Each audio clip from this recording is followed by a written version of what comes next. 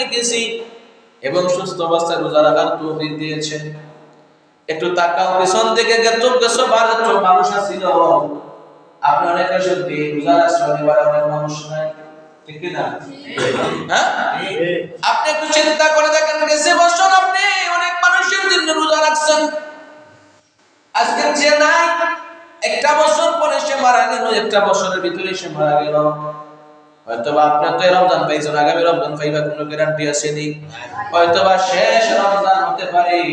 আর এই রমজানটা কাজে লাগাও, রমজানটা গুনাহ মাফের মাস, এই রমজানটা রহমতের মাস, বরকতের মাস, আল্লাহর মাস। যদি এই মাসটার মধ্যে আল্লাহর কাছে রোজা রাখি, সঠিক রোজা রাখি, আল্লাহর কাছে বলতে পারো, আল্লাহ ও মায়ের আল্লাহ, দয়ার আল্লাহ, তোমার পাওটাকে লাগাই আমার তার পর্যন্ত গুনাহের গুনাহ মাওলা, আমি রোজা অবস্থায় সারাটা দিন তোমারে ডরাইয়া তোমার ঘরে সূর্যের সাদিক থেকে লাগিয়ে সূর্য অস্ত পর্যন্ত মাওলা তোমারে ডরাইয়া সারাটা দিন কিছু খাই নাই, পানাহার কিছু করি নাই মাওলা, তোমারে ডরাইয়া রোজা রাখছি। এই রোজার ওসিলায় আমি গুনাহগুলো তুমি মাওলা মাফ করে দে। সুবহানাল্লাহ।